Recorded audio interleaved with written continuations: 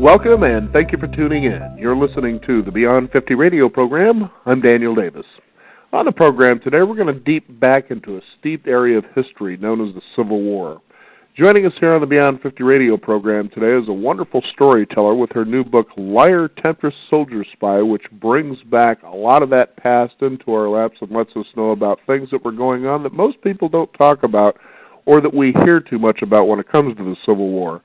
This particular story here is a story about 4 women who operated as spies during the bloody Civil War. One, Belle Boyd, a 17-year-old in the Shenandoah Valley, who, at the very beginning of the war, shot a Yankee soldier for breaking into her home and threatening her mother. There's also Emma Edmonds, who disguised herself as a man and enlisted in the Union Army. There's also Rose Greenhow, who seduced numerous men in power and headed a spy ring in the northern capital, and Elizabeth Van Lew, who was a wealthy spinster woman who hid escaped prisoners in her home. On the program today, we're going to be joined with the author Karen Abbott, who is also known for authoring previous books such as Sin in the Second City and The American Rose, which were both New York Times bestsellers. I'd like to welcome Karen Abbott to the Beyond 50 radio program. Karen, thank you for joining us today. Thanks so much for having me, Daniel. You know, this is really an interesting story because you talk about how you pieced this together because you used diaries, there were letters, just anything you can get your hands on to kind of bring this all together. It seemed like quite a bit of homework. It was, but it was very enjoyable homework. I'll bet it was. I had a lot of fun. You know, one of the great joys of researching history is digging into archives that haven't been touched in usually decades. You never know what's going to be in the next box, in the next folder, and it's sort of a detective hunt and really thrilling when you get your hands on a piece of history. You know, for example, I found Rose Greenhow, one of the Confederate spies. I found her cipher in the National Archives, and it was really thrilling just to look at the symbols and know that she memorized this and used this in communicating with the rebel army, you know, 150 years ago. Mm-hmm. Now, why this particular story here? What about this that compelled you to write about the Civil War?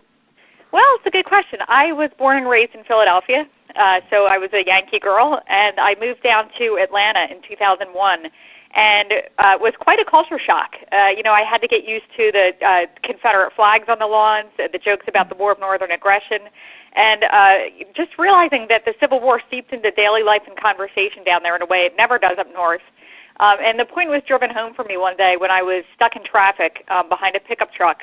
And the pickup truck had a bumper sticker that said, "Don't blame me, I voted for Jefferson Davis." So, of course, this is the president of the Confederacy. And I sat behind this pickup truck for about 2 hours looking at this bumper sticker and started thinking more about the Civil War. And my mind always goes to, well, what were the women doing in history? And not just any women. What were the bad women doing? What were the defiant women doing?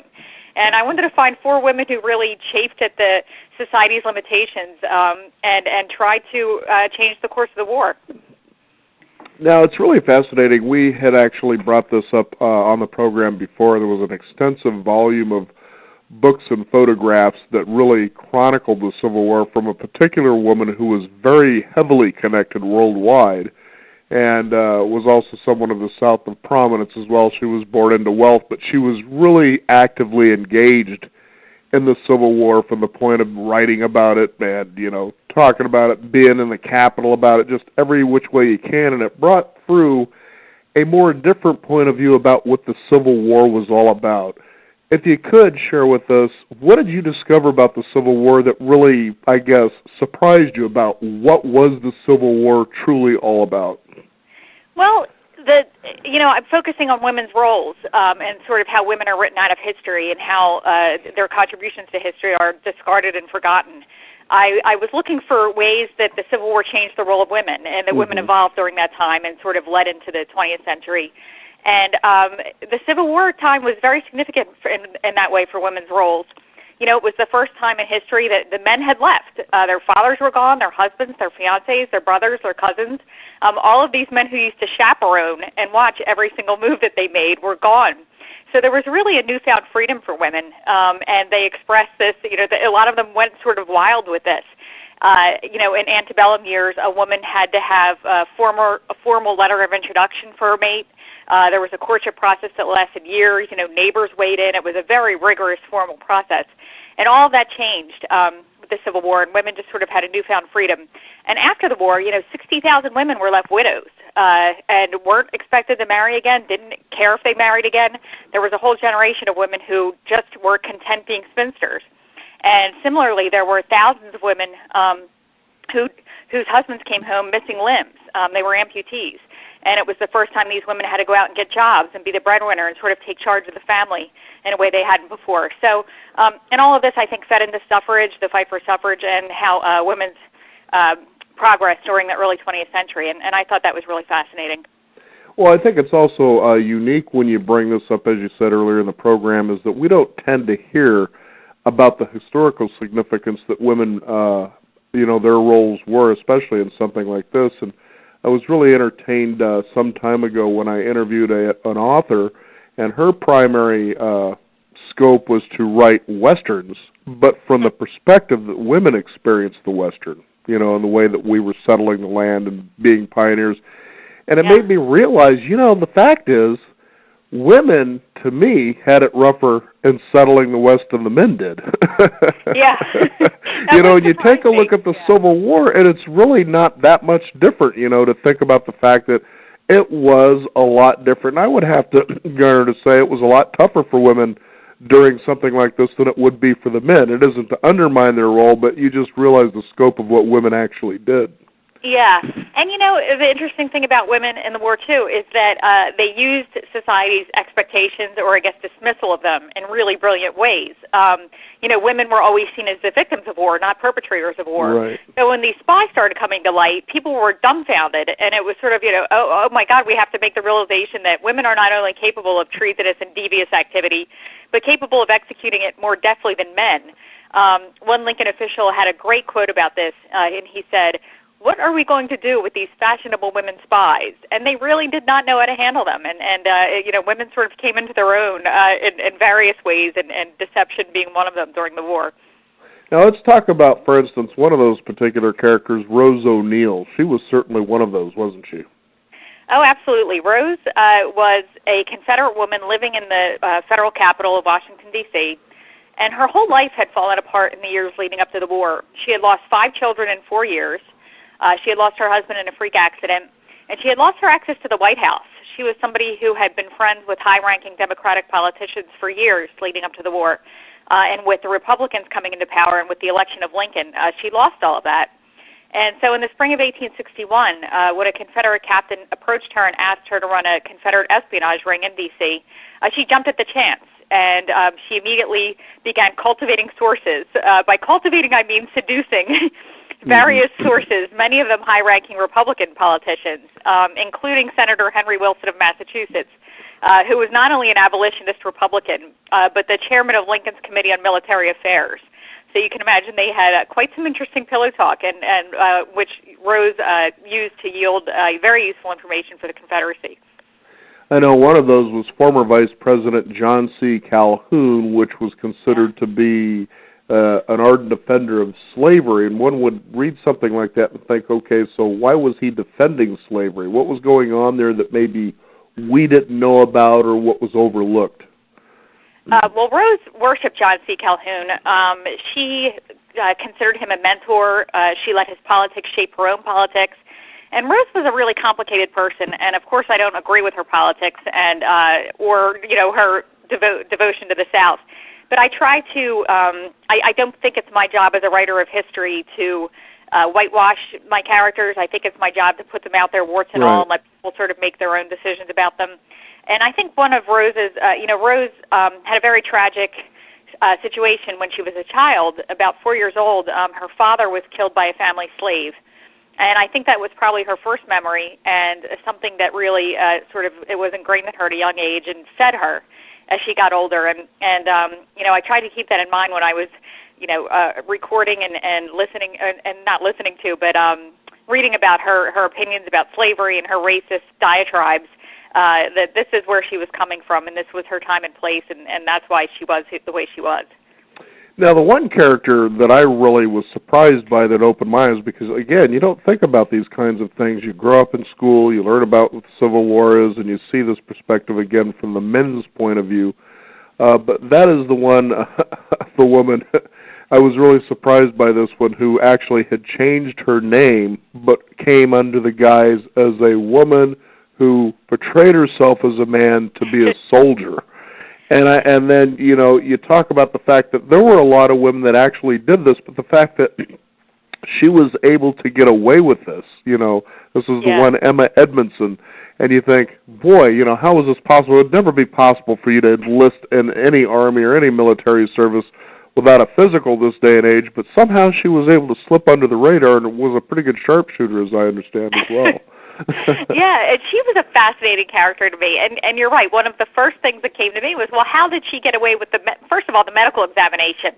And as you said, she was one of many. She was one of about 400 women for both North and South who disguised themselves as men and fought. And the medical exams, doctors across the country were told to conduct rigorous examinations, but they all flouted these rules. You know, they had quotas to fill. They needed to get bodies out there as quickly as possible.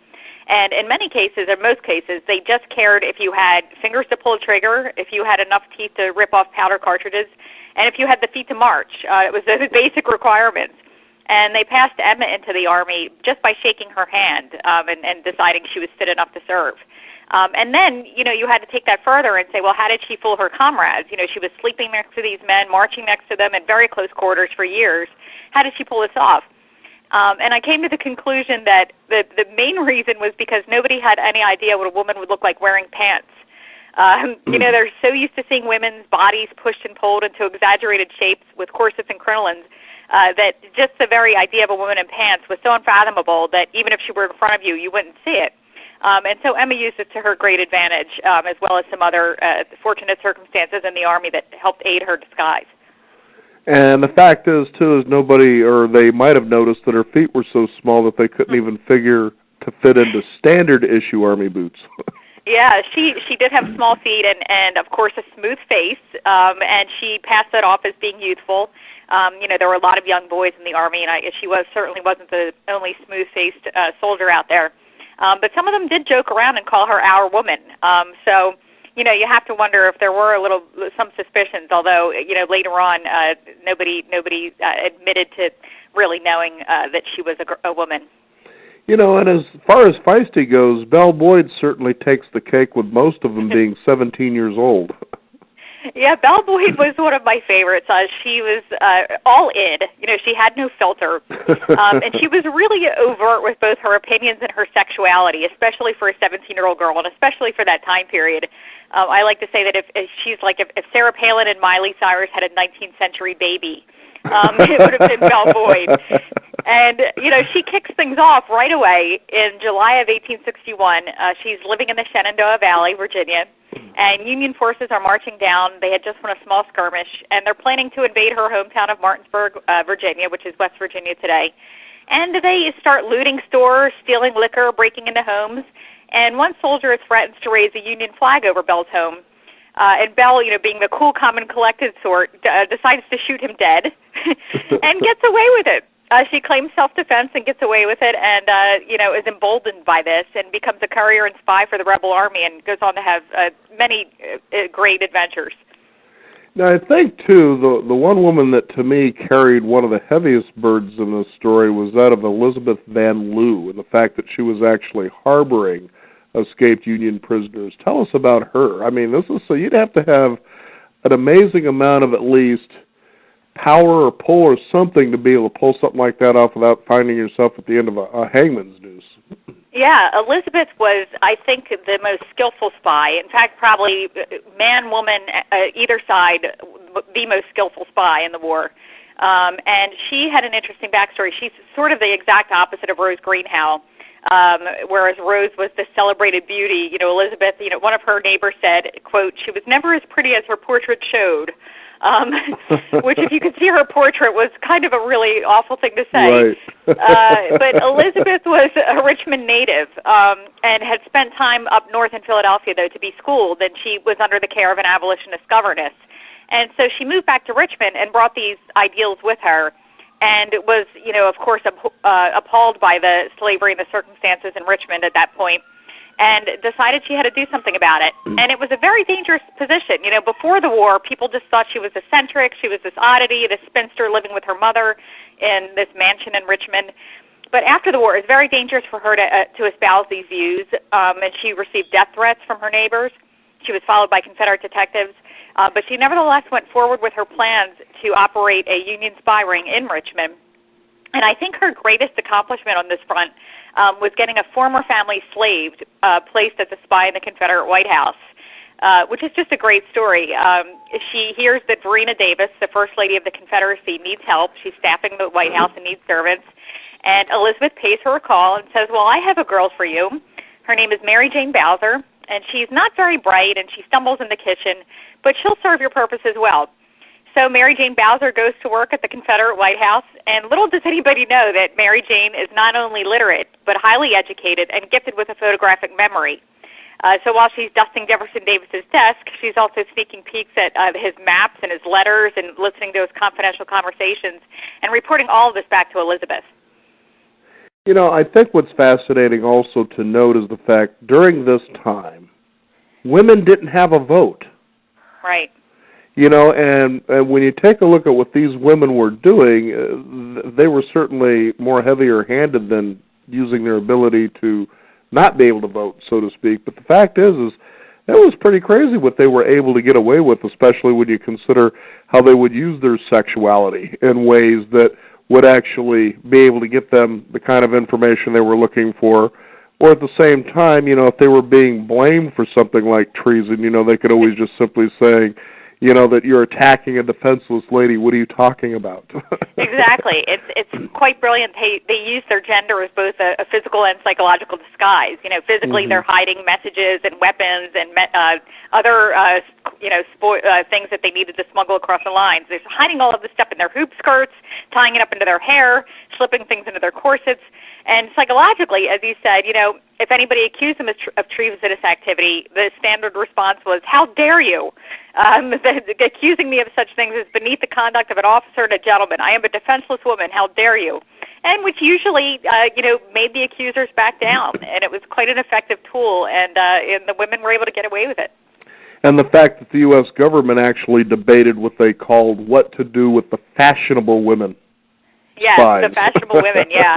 Which and their clothing, as restrictive as it was, can you imagine? I mean, they're wearing pounds and pounds of restrictive clothing. It also provided them with the means to conduct their treasonous activity. Now, Karen, I wondered, did you have any type of relative or ancestry that goes back and was involved in the Civil War? I do not. Unfortunately, my family is rather boring and prosaic, and actually came over here very late. My great-grandmother came from Slovenia in 1905, so well after the Civil War.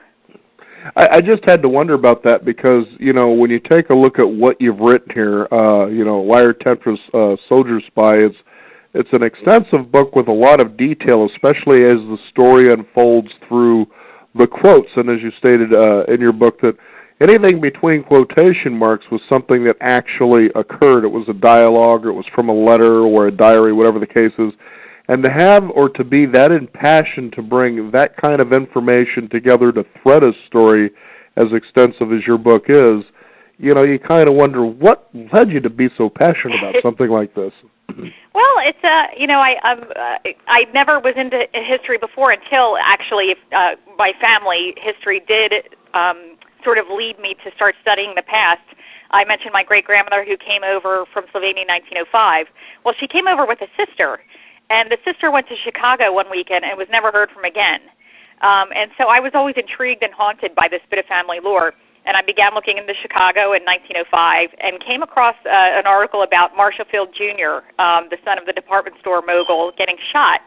And it was rumored he was shot in a lavish brothel called the Everly Club that was run by these two very mysterious, enigmatic Southern ladies called Minna and Ada Everly. And, of course, I forgot all about my missing ancestor and was immediately fascinated with these two sisters in their Everly Club brothel. And that's really what led me to my first book, Sin in the Second City. And then just from there, I just wanted to trace, the stories of women who are forgotten or maybe whose stories hadn't been entirely told, and just sort of made my way to the spies from there, especially once I lived in Atlanta. You know, and you couldn't even see a movie made to the level in fiction that you wrote here as pretty much nonfiction, and that's what makes it so amazing. Well, thank you. I appreciate that. Anytime somebody says the work reads like a novel, I take it as a compliment. So. Well, it's also such a relief in my position because I read so much nonfiction to read something that's actually nonfiction that reads like fiction. Yeah, no, thank you. I really appreciate that. I try for that. I try to write the nonfiction that I would like to read, and I like my nonfiction to read like fiction, too. Well, there's that, and also, as I was pointing out, is that you have so much dialogue in the book that really tells the story. That's what brings it out, and that's not something you see too often. I had a guest on the program was writing about rock and roll, basically, you know, about a particular band and what it took to be able to make it into the music business. And I said, you know, this is so refreshing to read, especially something like this, where the story actually comes out and what these people are saying to each other, you know, and that's so rare. You know, you're so busy hearing somebody describe the scene and this and that, but when it actually comes through and people just expressing or talking to each other, it's just such a refreshing breath of fresh air, especially when it comes to something as historical as the Civil War. I agree with you, and luckily the women wrote memoirs and were pretty prolific with that, and also some of the Civil War records. You know, I was lucky to find Rose Greenhow went on trial for her treasonous activity. She had a hearing, and all of that was recorded, and I was able to match her recollection of it to the actual transcript, and it was pretty much verbatim, which gave me also a lot of confidence that most of the time what Rose was saying probably was fairly accurate. Now, I have to ask you, Karen, if you were back in the Civil War, which one of these women do you think you most likely would have been? Well, I think it probably depends on what stage of my life. I'm sure if I were in high school, I would have been Belle Boyd. But I would like to think that I would appeal to my higher nature and have been Elizabeth Van Lew, who really put her life on the line. I mean, another, if you want to talk about historical thrills, sitting in the New York Public Library and going through her papers and finding the actual death threats that she received. One of them was from a white supremacist group called the White Caps, and it said, quote, "Please give us some of your blood to write with," which was completely chilling, as you can imagine, to me sitting there in 2012 or whenever I read that.